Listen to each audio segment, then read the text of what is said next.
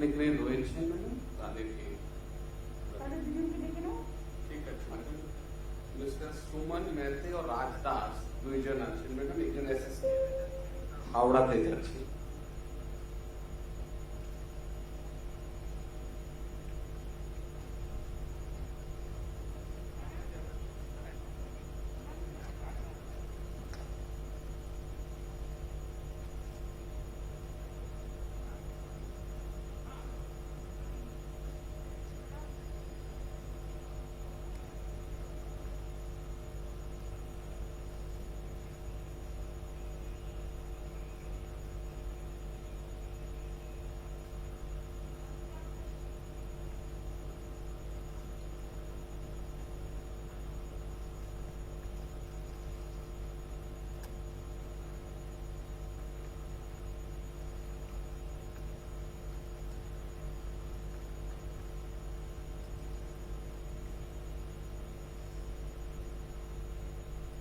আমরা আজকে নতুন কৃষক বন্ধু যে প্রতিশ্রুতি দিয়েছিলাম নির্বাচনের সময়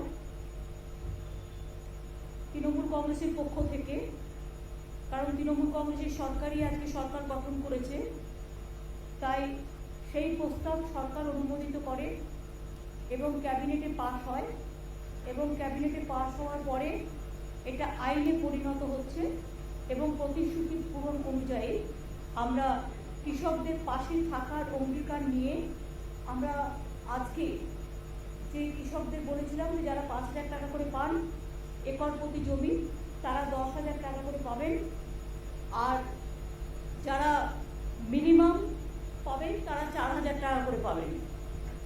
আপনারা জানেন আমাদের এখানে প্রায় 60 লক্ষ মানুষ কৃষক বন্ধু অধীনে আছেন এবং আগে তারা 5,000 টাকা পেতেন এবং মিনিমাম যারা পেতেন তারা 2,000 টাকা পেতেন। আমাদের স্কিমের মধ্যে কিন্তু ক্ষেত মজদুর বর্গাদার তারাও ইনভলভ আছে। আমাদের 1 একর জমিতে 10,000 টাকা পাবে দুবার বছরে, 10,000 টাকা 5,000 করে দুবার পাবে, কিন্তু ক্ষেত মজদুর এবং বর্গাদার যারাও আছে তাদের মধ্যে কিছুই নেই, 1 কাঠা জমি 2 কাঠা জমি, তাতেও কিন্তু মনে রাখবেন তারাও কিন্তু মিনিমাম 4,000 টাকা পাবেন।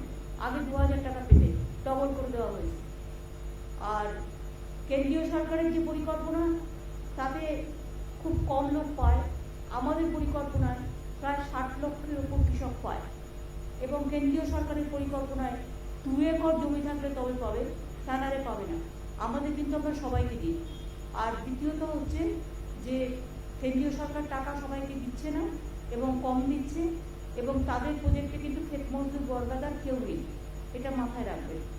সুতরাং এটা আমরা করছি, আজকে আমরা এটা লঞ্চ করছি। আমি কৃষক বন্ধুরা যারা এসছেন বিভিন্ন জেলায় আছেন তাদের হাতে ডিএমদের অনুরোধ করব, নতুন কৃষক বন্ধু লঞ্চ যেটা আমরা করছি 10,000 টাকার যে আমরা দিচ্ছি এবং মিনিমাম 4,000 টাকা তাদের টাকাটা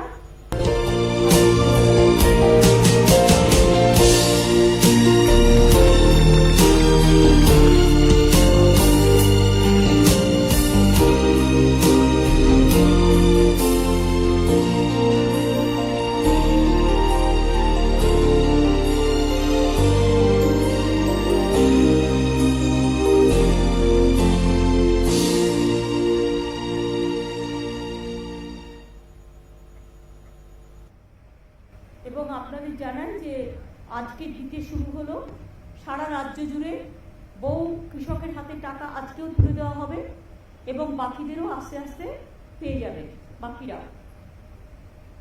আমি ডিএমদের অনুরোধ করব, কৃষক বন্ধু স্কিমে যারা আপনাদের জেলায় জেলায় আপনাদের পাশে আছেন কৃষক বন্ধুরা আমার, যারা আমাদের গর্ব, কৃষি আমাদের সম্পদ।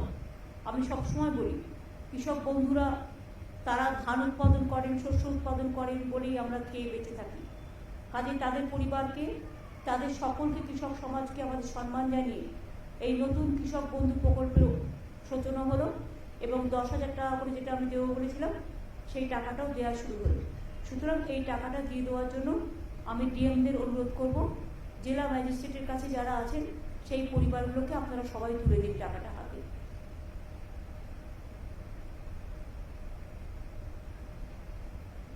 দেখতে পাচ্ছি, আপনারা টাকাটা তুলে দিন সবার হাতে।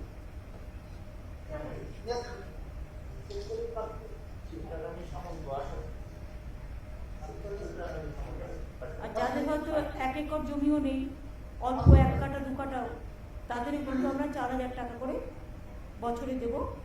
এবং আগে যারা 2,000 পেতেন তারা এখন টাকাটা ডবল হয়ে গেছে, 4,000 পাবে। এটা খুব বড় প্রজেক্ট, সারা ভারতবর্ষে বাংলায় প্রথম এই ধরনের একটা বৃহৎ স্কিম কৃষকদের জন্য করতে পেরে আমরা কৃতার্থ। এছাড়াও এই কৃষক বন্ধু স্কিমে কেউ মারা গেলে কৃষক 2 লাখ টাকা পর্যন্ত আমরা দিই। কৃষকদের জমিতে কোনো মিউটেশন ফিজ লাগে না। কৃষকদের শস্য বীমা প্রায় 700 কোটি টাকা আমরা খরচ করি। এছাড়াও কৃষকদের জমি যারা জলে ডুবে গেছে বা নানা রকম এতে অসুবিধে হয়েছে, তাদের জন্য কিন্তু মনে রাখবেন আমরা প্রায় এখানে যেমন এখনো পর্যন্ত আমরা প্রায় 62 লক্ষ কৃষক বর্গাদার ভাগ চাষিদের এই প্রকল্পে নিয়েছি এবং 4,500 কোটি টাকা সহায়তা ইতিমধ্যেই করেছি কৃষক বন্ধু। 28,000 কৃষক পরিবারকে ডেথ বেনিফিট মানে 2 লক্ষ টাকা করে প্রায় 555 কোটি টাকা দেওয়া হয়েছে। কৃষকদের স্বার্থে নথিভুক্তকরণ প্রক্রিয়াকেও সরল করা হয়েছে। জমির উপযুক্ত নথি থাকলেই তবেই কৃষক বন্ধু প্রকল্পে আগে আবেদন করা যেত। এখন নিজে অ্যাফিডেভিট করে বলতে পারে আমার এই জমি আছে, আমাকে করে দিন, তাহলে কিন্তু করবে। এটা রাজ্য জুড়ে কৃষক উন্নয়নে এটা আমাদের পদক্ষেপ। কৃষকদের ইনকাম 3 গুণেরও বেশি হয়ে গেছে, এখন হয়তো আরও বেশি হবে। দেশে অসংখ্য কৃষক মৃত্যুর ঘটনা ঘটছে, প্রায় 6 মাস ধরে আন্দোলন চলছে, কিন্তু বাংলা কিন্তু এক উজ্জ্বল ব্যতিক্রম। সবার ভারত সরকারের কৃষিকর্ম অ্যাওয়ার্ড আমরা পেয়েছি। খাজনা মিউটেশন ফি মুকুব করা হয়েছে, কৃষক রত্ন সম্মান প্রদান করা হয়েছে, কৃষক বার্ধক্য ভাতার পরিমাণ 750 টাকা বাড়িয়ে 1,000 টাকা করা হয়েছে এবং উপভোক্তার সংখ্যা 66,000 থেকে বাড়িয়ে 1 লক্ষ করা হয়েছে। বাংলা শস্য বীমা প্রিমিয়ামের টাকা টোটাল আমরা দিই 700 কোটি টাকা আমরা দিই। গত খরিফ মৌসুমে 64 লক্ষ কৃষককে এই বীমার আওতায় আনা হয়েছিল। 9 বছরের প্রাকৃতিক দুর্যোগে ফসল নষ্ট হয়ে যাওয়ার কারণে ক্ষতিগ্রস্ত প্রায় 1,20 লক্ষ কৃষক পরিবারকে নতুন করে চাষ করবার জন্য আমরা 3,500 কোটি টাকার আর্থিক সহায়তা দিয়েছি। ইয়াস হওয়ার পরেও দুয়ারে আমরা ত্রাণ চালু করেছি, তার মধ্যে ক্ষতিগ্রস্ত কৃষক ও অন্যান্য ক্ষতিগ্রস্ত মানুষদের আমরা সাহায্য পৌঁছে দিচ্ছি। 5 সপ্তাহের মধ্যে 5-6 সপ্তাহের মধ্যে তাদের ব্যাংক অ্যাকাউন্টে টাকা পাঠিয়ে দেওয়া হবে। আপনারা জানেন অভাবী বিক্রি বন্ধ করতে আমরা চাল কৃষকদের থেকে কিনি এবং আমরা 18 টাকা 88 পয়সা কেজিতে, যা মিনিমাম সাপোর্ট প্রাইসের থেকেও বেশি আমরা কিনি এবং আমরা যেটা প্রকিউরমেন্ট করি সেই প্রকিউরমেন্টও আমরা কিন্তু চেক দিন চেক নিন এইভাবে করি। আমরা অন্যান্য ফসলের অভাবী বিক্রি বন্ধ করতেও বিশেষ তহবিল গঠন করেছি। 66 লক্ষ কৃষককে আমরা 2,415 কোটি টাকা আর্থিক সহায়তা দিয়েছি। রাজ্য জুড়ে 186টি কিষাণ মান্ডি তৈরি হয়েছে। 70 লক্ষ কৃষককে কিষাণ ক্রেডিট কার্ড দেওয়া হয়েছে। আগে 2011 সংখ্যাটা ছিল মাত্র 27 লক্ষ। আরও 20 লক্ষ নতুন কিষাণ ক্রেডিট কার্ড প্রদান করা হচ্ছে। 50 লক্ষের বেশি সয়েল হেলথ কার্ড মানে মাটির জমি পরীক্ষার কী রকম মাটি সেটা আমরা করছি। 1650টি কাস্টম হায়ারিং সেন্টার স্থাপন, নামে মাত্র ভাড়ায় ক্ষুদ্র প্রান্তিক চাষিদের কৃষি যন্ত্রপাতি ব্যবহারের সুযোগ দেওয়া হয়েছে। অনেক ছেলে মেয়ে এখন কাজও পাচ্ছে। ইয়াসের আগে পাকা ধান তাড়াতাড়ি কাটতে আমরা প্রচুর হারভেস্টারের কাজে লাগিয়েছিলাম, ফলে অসংখ্য কৃষকের ফসল আমরা বাঁচাতে পেরেছি। এছাড়াও মনে রাখবেন রাজ্যের 6টি জেলায় বীরভূম, বাঁকুড়া, পুরুলিয়া, পশ্চিম বর্ধমান, ঝাড়গ্রাম, পশ্চিম মেদিনীপুর প্রায় 50,000 একর পতিত জমিকে কাজে লাগিয়ে পরিকল্পিতভাবে এগ্রিকালচার, হর্টিকালচার, মাছ চাষ, পশুপালন ইত্যাদি করার জন্য আমরা মাটির সৃষ্টি প্রকল্প চালু করেছি। ইতিমধ্যে 13,000-এর বেশি পতিত জমিতে কাজ শুরু হয়েছে। ইলেকট্রনিক ডেলিভারি সিস্টেম চালু করা হয়েছে, ডেলিভারি সার্ভিস সিস্টেম, বাড়িতে বসেই জমির পর্চা, মিউটেশন, কনভার্সনের মতো পরিষেবা আমরা অলরেডি দিচ্ছি। আর একটা হচ্ছে ইয়াসের সময় 24 পরগনা ও পূর্ব মেদিনীপুরে যেসব এলাকায় চাষের জমিতে নোনা জল ঢুকে গেছিল, সেখানকার 2 লক্ষ চাষিকে সল্ট টলারেন্ট অর্থাৎ নোনা স্বর্ণ ধানের বীজ ও অন্যান্য ইনপুটও দেওয়া হচ্ছে। আজ এরকম অনেক কৃষককে সেই কিট, প্রতি কিটে আছে 6 কেজি নোনা স্বর্ণ ধানের বীজ, মাইক্রোনি নিউট্রিয়েন্ট, বীজ শোধন করার কেমিক্যাল তুলে দেওয়া হচ্ছে। ডিএমরা তাদের কাছে যে চাষিরা গেছেন এই দুটো জেলার দক্ষিণ 24 পরগনা, উত্তর 24 পরগনা এবং মিদনাপুর পূর্বে নোনা জল ঢুকে গিয়ে ধানগুলো যে নষ্ট হয়ে গেছে সেগুলো আমরা স্বর্ণ ধান করবার জন্য আমরা এখানে নতুন করে কিট আবিষ্কার করেছি এবং অনেক কৃষককে সেই কিট, নোনা স্বর্ণ কিট, প্রতি কিটে আছে 6 কেজি নোনা স্বর্ণ ধানের বীজ, বীজ শোধন করার কেমিক্যাল সহ অনেক কিছু, এবং চাষিদের সুবিধের জন্য যৌথ বীজতলাও করা হচ্ছে। সুতরাং আপনারা বুঝতেই পারছেন, আমরা বলেছিলাম স্বর্ণ ধান যেখানে জলা জমিতে প্রতি বছরই জমি ভেসে যায়, ধানগুলো পচে যায়, সেখানে আমরা নতুন ধান উৎপাদন করব, তাতে চাষিরাও বাঁচবে, তাতে আমাদের উৎপাদনও চলবে এবং তাতে প্রতি বছর যে ঝামেলাটা বিশেষ করে বন্যা এবং জল জমার, তাতে চাষিরা বাঁচবে। এইসব কাজগুলো করা হয়েছে। আর আজকে একটা বই লঞ্চ করা হচ্ছে, প্রতিশ্রুতি পূরণ, কৃষক বন্ধু নতুন। এটা আমি সৌম্যকে বলবো যে সব প্রেসকে, ওঙ্কার সব প্রেসকে দিয়ে দেবে, আপনারা এটার থেকে ডিটেলস নিয়ে যাবেন।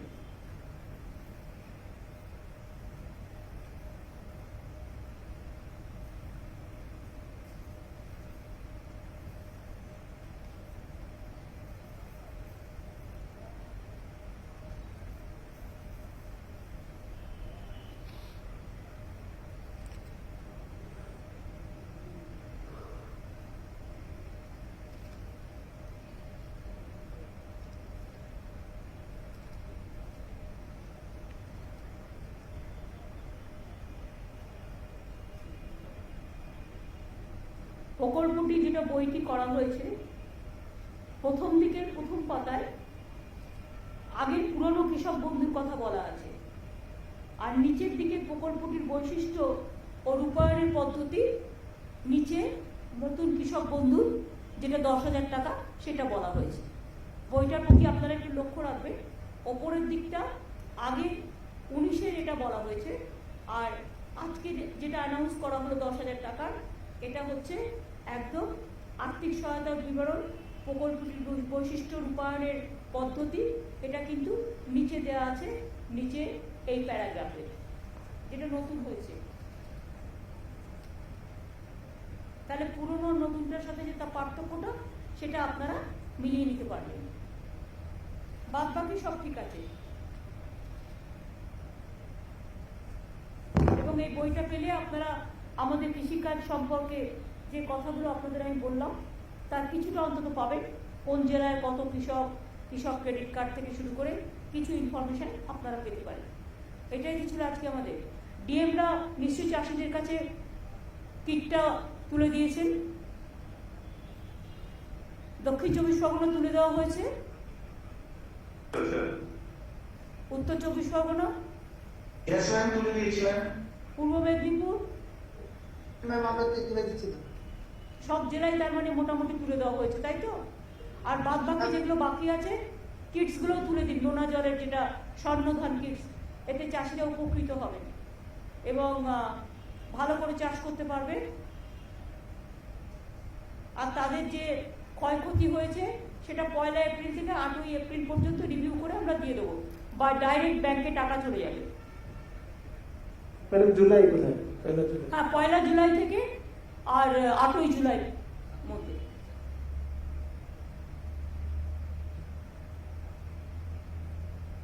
আর তারপরে আবার দুয়ারে টার্ন তো 18 তারিখ পর্যন্ত করা আছে, 18 তারিখের পরে রিভিউ হবে এবং 1 তারিখ থেকে 8 জুলাইয়ের মধ্যে টাকাগুলো ব্যাংকে পৌঁছে যাবে।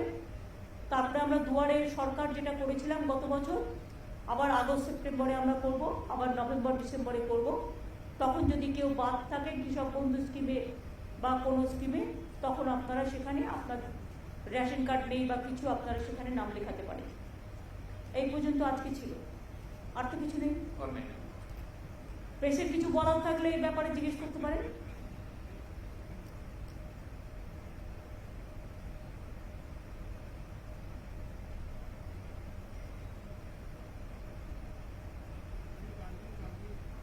এখনো ভেবেই আসেনি।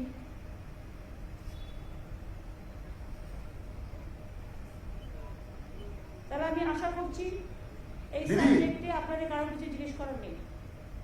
দিদি, হ্যাঁ, আপনি ইতিমধ্যে রাজ্যে বর্ষা ঢুকে গেছে এবং কদিন আগেই ঘূর্ণিঝড় ফলে কিন্তু অনেক ক্ষতি হয়ে গেছে। সেন্ট্রাল থেকে টিম এসেছিল, ঘুরে গেছে। আমফানের সময় আমরা দেখেছিলাম এসেছিল, ঘুরে গেছে। এখনো পর্যন্ত এই যে লাস্ট যে ঝড়টা হলো ইয়াস, তার জন্য কোনো ক্ষতিপূরণের কথা সেন্ট্রাল থেকে জানিয়েছে? না,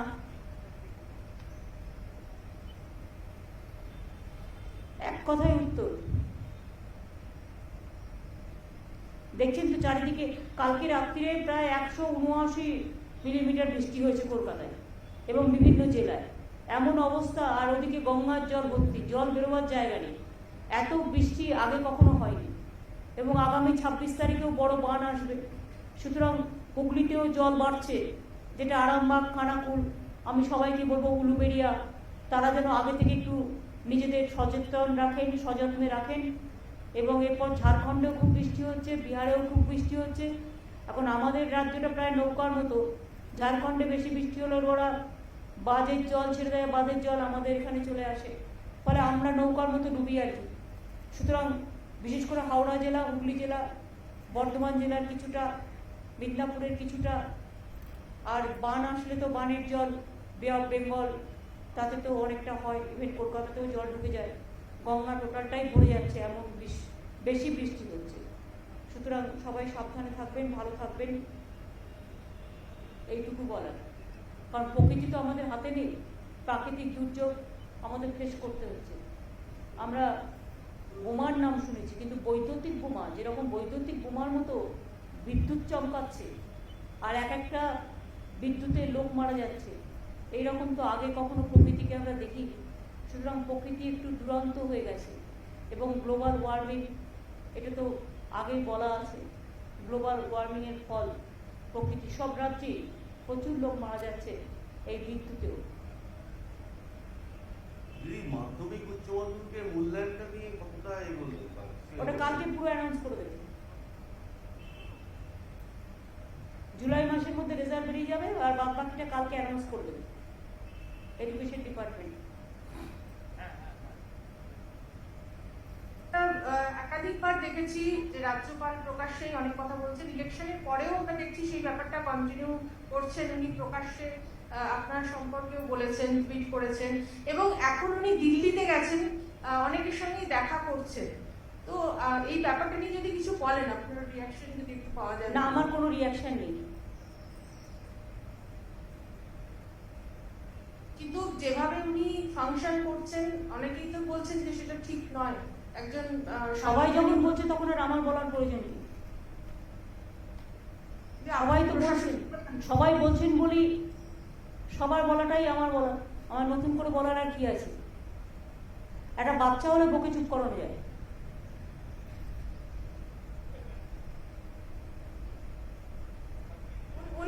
উনি তো বিজেপির এমএলএদের নিয়েও রাজভবনে বৈঠক করেছেন কিছুদিন আগে।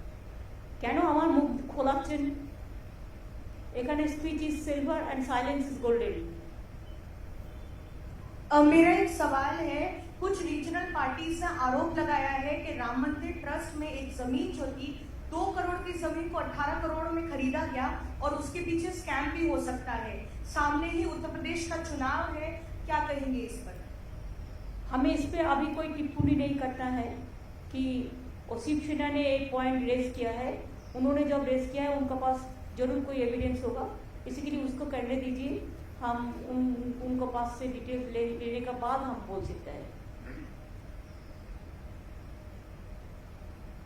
Ma'am, just want to understand how much has the cost for the Governor House increased in the past couple of years? In the past couple of days, you have heard as how several OSTs have been appointed, someone under question, has the cost to operate Raj Bhavan increased in the past couple of years? Because the state government maintains that there is fund crunch. Has the Raj Bhavan cost has increased? That is obviously. But exact figure I cannot give you right now because it is not with me right now, because I was not aware of the facts. Raj Bhavan, not only here the Raj Bhavan, then Darjeeling also there is a Raj Bhavan. Then Delhi also, whenever you go with flight, everything. So there is so many expenditure. That is a constitutional post. Some expenses could have been avoided now because the state has gone through COVID. I will research. I will make it started. Then I will let you know the properly. Though I know something, but it won't look nice. Somebody is telling something, so I have to say also the same thing. I cannot. তুমি অদম বলে আমি উত্তম হইব না কেন? এটা একটা dialogue নবকুমারের। কি এখনো রাজনৈতিক সন্ত্রাস চলছে? কারণ রাজ্যপাল বলছেন আপনি কি দেখতে পাচ্ছেন? না না, আপনারা তো এখানকার সাংবাদিক, আপনারা কি দেখতে পাচ্ছেন কিছু? আমার আগে তো আপনারা দেখতে পাচ্ছেন। আপনারাই তো এগুলোর খোঁজ খবর সবচেয়ে বেশি রাখেন। আপনাদের যখন চোখে পড়ছে না, তা কারোর যদি চোখে নেওয়া হয় আমি কি করতে পারি? আমি কি তোমার সম্বন্ধে বলিনি, আমি বলছি কারো যদি হয় উচ্চ। যদি সাম্প্রতিক সময়ে দেখা গেছে বিভিন্ন সময় বিভিন্ন কমিশন, মহিলা কমিশন থেকে শুরু করে কখনো ডিজিকে চিঠি দেওয়া যে ভোট পরবর্তী হিংসা হচ্ছে, মহিলাদের নিরাপত্তা নেই, এই বিষয়টি নিয়ে কি বলবেন? এই যে বারবার চিঠি দেওয়া এবং রাজ্যে তারা আসছেন, ভিজিট করছেন, তারপরে তারা দেখো যে কেউ যে কোনো রাজ্যে যেতে পারে, তবে তাদের একটু বেশি করে উত্তরপ্রদেশ গুজরাটে যাওয়া উচিত ছিল। উত্তরপ্রদেশ গুজরাটে মধ্যপ্রদেশে না গিয়ে, যেখানে নদীতে ডেড বডি ভাসিয়ে দেওয়া হচ্ছে, যেখানে কোভিড পেশেন্টদের রেকর্ড রাখা হচ্ছে না, যেখানে একটা জাস্ট মবকে করতে গিয়ে 22 জন বিনা অক্সিজেনে মারা যায়, সেই সমস্ত হাতরাস থেকে শুরু করে সেই ইতিহাস না ঘেটে বাংলায় এত হারার পরেও লজ্জা নেই। বিজেপি সব এজেন্সিকে দিয়ে এই কাজগুলো করায়, এটাই বিজেপির হ্যাবিট, এটাই বিজেপির প্ল্যান, এবং এগুলো সব pre plan incident. It is not, there is no incident now after poll. Postponed violence, it was under election commission. At the time of election, there are some incidents, sporadic incidents, but all are not political. There are some personal enmities are also there. But when it is the matter is sub judice, I will not speak anything regarding this. I don't support any violence. I always tell my police administration to take strong steps wherever it may be, and if anything happens anywhere, we don't support that. And I think whatever they are creating the atmosphere that violence, there is no violence like that. 1-2 sporadic incident, if any happens, we take strong action because we condemn all the violence, and there is no political violence. It is a BJP gimmick violence.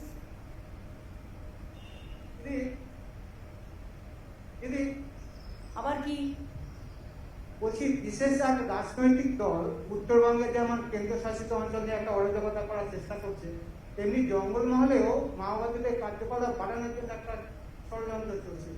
না, আমার জঙ্গলমহলের ব্যাপারে আমার কাছে information নেই, but আমি একটা video পেয়েছি। Of course কেউ বলেছে আমরা সন্ত্রাসবাদী কার্যকলাপ বাড়াবো, সেটার ব্যাপারে সিআইডি, এসটিএফ এবং police will take proper action. তাদের অলরেডি ইনস্ট্রাকশন দেওয়া হয়েছে। বাংলা ভাগ যে করতে আসবে না, সে বুঝবে যে বাংলার একতাটা কত জোরদার, কত শক্তিশালী। বঙ্গভঙ্গ আর করতে আমরা কোনো দিনও দেব না। বাংলাটা আমাদের সবার গর্বের, আমাদের সভ্যতার, আমাদের শিক্ষার, আমাদের সংস্কৃতি, সব কিছু। আর যারা বঙ্গভঙ্গ নিয়ে খেলতে আসবে, কেন্দ্রশাসিত অঞ্চল মানে কি জলপাইগুড়িটা বিক্রি করে দেবে, না আলিপুরদুয়ারের জমিগুলো বিক্রি করবে, নাকি শিলিগুড়ির জমিগুলো বিক্রি করবে, নাকি এগুলো বিক্রি করে চায়না করে খেলবে? মুখে চায়নার কথা বলবে আর অন্যদিকে চায়নার হাত শক্তিশালী করবে, কোনটা? আগে এটার হিসেব দিতে হবে, উত্তর দিতে হবে। আমরা তো সামলে রেখেছি, আমাদের এখানে তো কোনো গন্ডগোল নেই। কোথাও কোনো ঘটনা ঘটলে আমাদের পুলিশ সঙ্গে সঙ্গে তাকে ধরে ফেলবে। দিল্লির পুলিশের থেকেও আমাদের পুলিশ অনেক ভালো কাজ করে।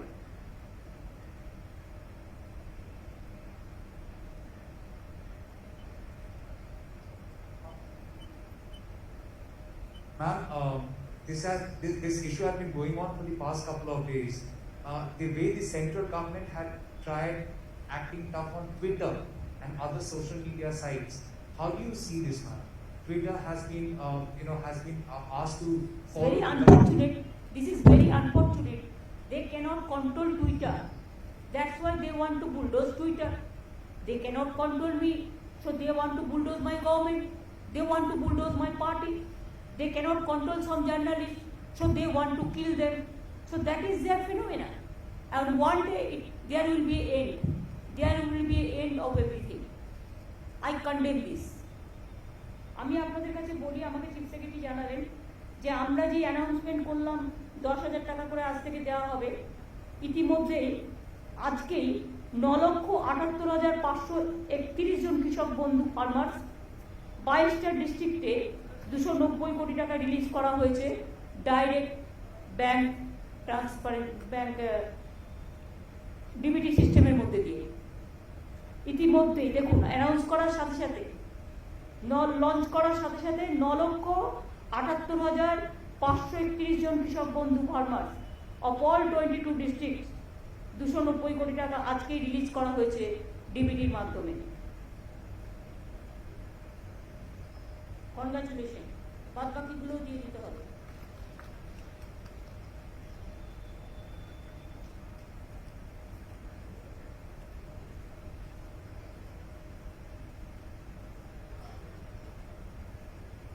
হ্যালো দিদি, সেটা হচ্ছে কয়েকটা সংবাদ মাধ্যম তারা খবর করেছে যে রাজ্যপালকে সরানো হচ্ছে।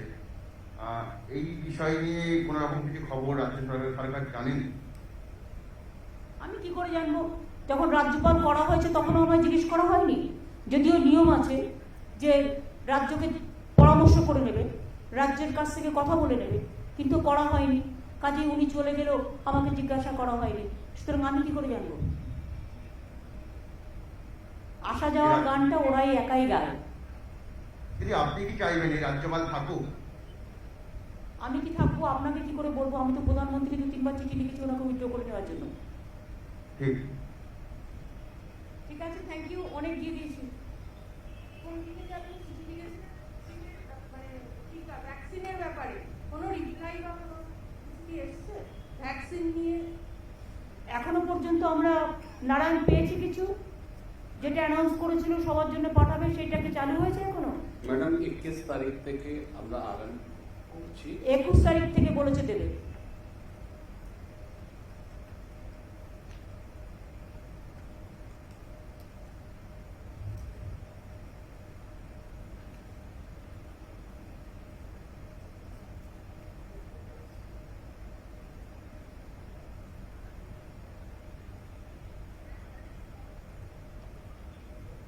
না দিদি, রাজ্যপাল কেন্দ্রীয় কয়লা মন্ত্রীর কাছে গেল, আজকে সকালে রাষ্ট্রপতি দুয়ারে দুয়ারে ঘুরে বেড়াচ্ছেন।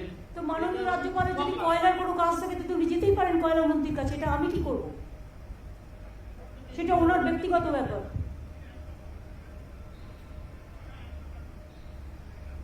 আজকে আবার অমিত শাহর সঙ্গে দেখা করছে নাকি? সে করতেই পারে। উনি কার সাথে দেখা করবেন সেটা ওনার ব্যাপার, উনি তো ওদেরই লোক। এসব আপনারা লিখুন ভালো করে। ঠিক আছে, থ্যাংক ইউ।